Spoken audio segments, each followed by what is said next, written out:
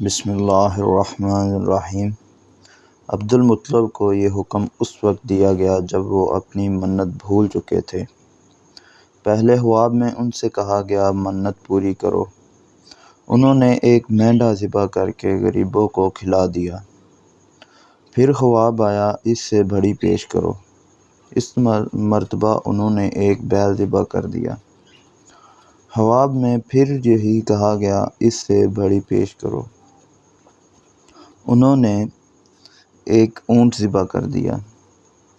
پھر خواب آیا اس سے بھی بڑی چیز پیش کرو۔ انہوں نے پوچھا اس سے بڑی چیز کیا ہے؟ تب کہا گیا اپنے بیٹوں میں سے کسی کو ذبح کرو جیسا کہ تم نے منت مانی تھی۔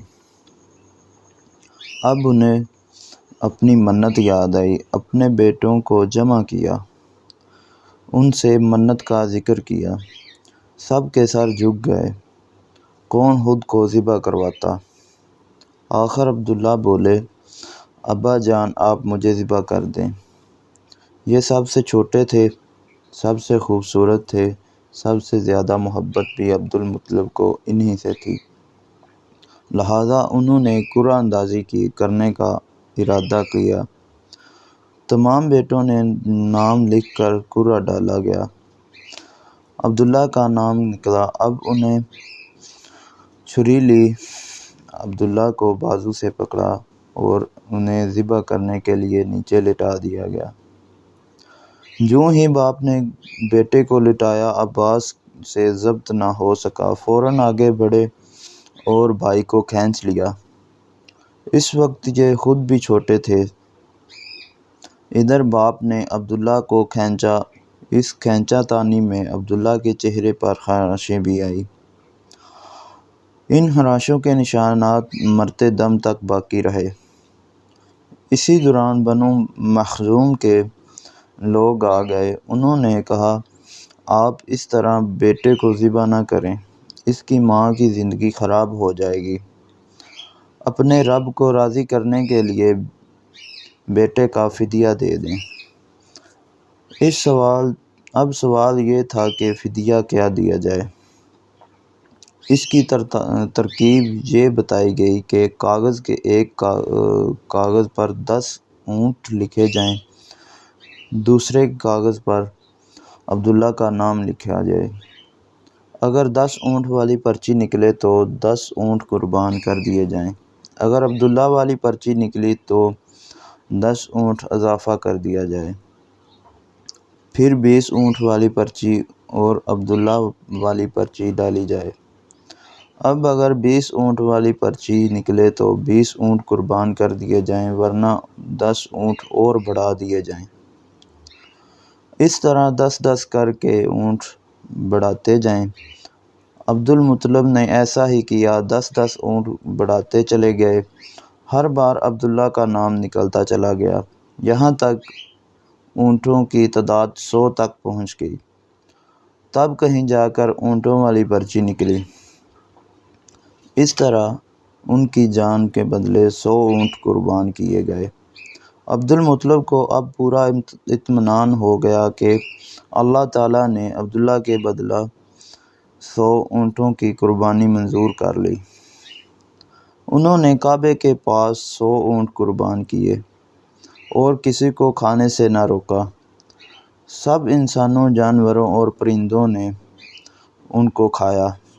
امام ظاہری کہتے ہیں کہ عبد المطلب پہلے آدمی ہیں جنہوں نے آدمی کی جان کی قیمت 100 اونٹ دینے کا طریقہ شروع کیا۔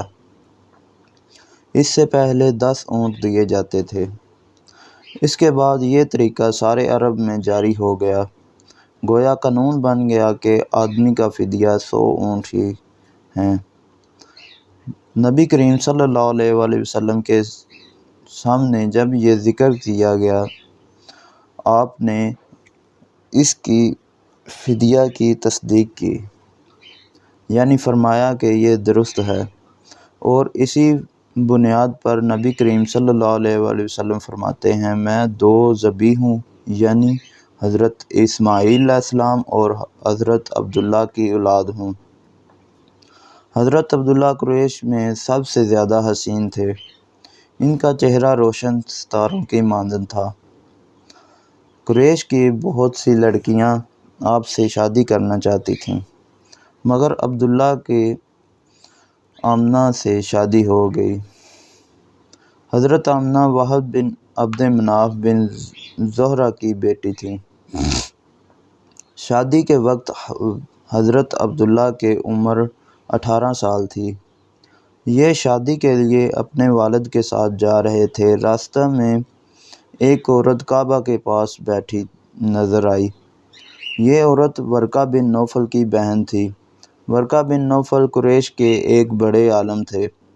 ورقہ بن نوفل نے اس کی بہن نے سن رکھا تھا کہ وقت کے آخری نبی کا ظہور ہونے والا ہے، اور ان کی نشانیوں میں سے ایک نشانی یہ ہوگی کہ ان کے والد کے چہرے میں نبوت کا نور چمکتا ہوگا۔ جو ہی اس نے عبداللہ کو دیکھا، فوراً اس کے ذہن میں یہ بات آئی۔ اس نے سوچا ہو نہ ہو یہ وہ شخص ہے جو پیدا ہونے والے نبی کے باپ ہوں گے۔ چنانچہ اس نے کہا، اگر تم مجھ سے شادی کر لو تو میں بدلہ میں تمہیں اتنے ہی اونٹ دوں گی کہ جتنے تمہاری جان کے بدلے ذبح کیے گئے۔ اس پر انہوں نے جواب دیا، میں اپنے باپ کے ساتھ ہوں، ان کی مرضی کے خلاف کچھ نہیں کر سکتا، نہ ان سے الگ ہو سکتا ہوں، اور میرے والد باعزت آدمی ہیں، اپنی قوم کے سردار ہیں۔ بہرحال ان کی شادی حضرت آمنہ سے ہو گئی۔ اب قریش کی عورتوں میں سے میرے پاس ایک شخص آیا، نسب اور مقام انسانی شکل میں آیا۔ اس وقت میں جاگنے اور سونے کی درمیانی حالت میں تھی۔ عام طور پر اس حالت کو غنودگی کی حالت کہا۔ اس نے مجھ سے کہا، تمہیں معلوم ہے تم اس امت کی سردار اور نبی کی ماں بننے والی ہو۔ اس کے بعد وہ پھر اس وقت آیا جب نبی صلی اللہ علیہ وسلم پیدا ہونے والے تھے۔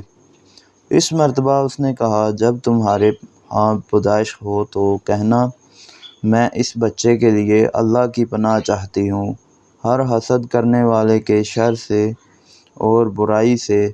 پھر تم اس بچے کا نام محمد رکھنا، کیونکہ ان کا نام تورات میں احمد ہے، اور زمین و آسمان والے ان کی تعریف کرتے ہیں، جبکہ قرآن میں ان کا نام محمد ہے، اور قرآن ان کی کتاب ہے۔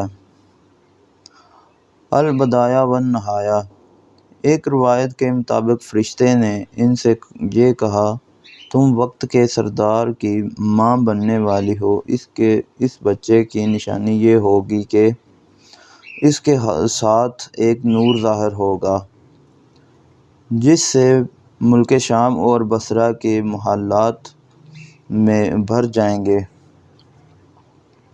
جب وہ بچہ پیدا ہو جائے گا تو اس کا نام محمد رکھنا، کیونکہ تورات میں ان کا نام احمد ہے کہ آسمان اور زمین والے ان کی تعریف کرتے ہیں، اور انجیل میں ان کا نام احمد ہے کہ آسمان اور زمین والے ان کی تعریف کرتے ہیں، اور قرآن میں ان کا نام محمد ہے۔ البدایہ والنہایہ۔ حضرت عبداللہ کے چہرے میں جو نور چمکتا تھا، شادی کے بعد وہ حضرت آمنہ کے چہرے میں آ گیا تھا۔ امام ظاہری فرماتے ہیں کہ حاکم نے یہ روایت بیان کی ہے اور اس کو صحیح قرار دیا ہے کہ صحابہ رضی اللہ تعالی عنہم نے حضور کریم صلی اللہ علیہ وسلم سے عرض کیا، اے اللہ کے رسول، ہمیں اپنے بارے میں کچھ بتائیں۔ آپ صلی اللہ علیہ وسلم نے ارشاد فرمایا، میں اپنے باپ ابراہیم کی دعا ہوں، اپنے بھائی عیسیٰ کی بشارت ہوں، اور خوشخبری ہوں۔ جب میں اپنی والدہ کے شکم میں آیا تو انہوں نے دیکھا گویا ان سے ایک نور ظاہر ہوا جس سے ملک شام میں بصرہ کے محلات روشن ہو گئے۔ حضرت آمنہ نے حضرت حلیمہ سعدیہ سے فرمایا تھا، میرے اس بچے کی شان نرالی ہے۔ یہ میرے پیٹ میں تھے تو مجھے کوئی بوجھ اور تھکن محسوس نہیں ہوئی۔ حضرت عیسیٰ وہ آخری پیغمبر ہیں جنہوں نے آپ صلی اللہ علیہ وسلم کی آمد کی خوشخبری سنائی ہے۔ اس بشارت کا ذکر قرآن میں بھی ہے۔ سورہ صف میں اللہ تعالیٰ فرماتے ہیں، اور عیسیٰ اسی طرح وہ وقت بھی قابل ذکر ہے جب کہ عیسیٰ ابن مریم نے فرمایا کہ اے بنی اسرائیل، میں تمہارے پاس اللہ کا بھیجا ہوا آیا ہوں کہ مجھ سے پہلے جو تورات آ چکی ہے میں اس کی تصدیق کرنے والا ہوں، اور میرے بعد جو ایک رسول آنے والا ہے ان کا نام مبارک احمد ہوگا، میں ان کی بشارت دینے والا ہوں۔ اب چونکہ حضرت عیسیٰ یہ بشارت سنا چکے تھے، اس لیے ہر دور کے لوگ آپ صلی اللہ علیہ وسلم کی آمد کا بے چینی سے انتظار کر رہے تھے۔ ادھر آپ کی پیدائش سے پہلے ہی حضرت عبداللہ انتقال کر گئے۔ سابقہ کتب میں آپ کی نبوت کی ایک علامت یہ بھی بتائی گئی ہے کہ آپ کے والد کا انتقال آپ کی ولادت سے پہلے ہو جائے گا۔ حضرت عبداللہ ایک تجارتی قافلے کے ساتھ تجارت کے لیے گئے تھے۔ اس دوران بیمار ہو گئے اور کمزور ہو کر واپس لوٹے۔ قافلہ مدینہ منورہ سے گزرا تو حضرت عبداللہ اپنی ننھیال یعنی بنو نجار کے ہاں ٹھہرے۔ ان کی والدہ بنو نجار سے تھیں۔ 1 ماہ تک بیمار رہے اور انتقال کر گئے۔ انہیں یہیں دفن کر دیا گیا۔ تجارتی قافلہ جب حضرت عبداللہ کے بغیر مکہ مکرمہ پہنچا اور عبد المطلب کو بتایا گیا، پتہ چلا کہ ان کے بیٹے عبداللہ بیمار ہو گئے ہیں اور مدینہ منورہ میں اپنی ننھیال میں ہیں، تو انہیں لانے کے لیے عبد المطلب نے اپنے بیٹے زبیر کو بھیجا۔ جب یہ وہاں پہنچے تو عبداللہ کا انتقال ہو چکا تھا۔ مطلب یہ آپ صلی اللہ علیہ وسلم اس دنیا میں اپنے والد کی وفات کے چند ماہ بعد تشریف لائے۔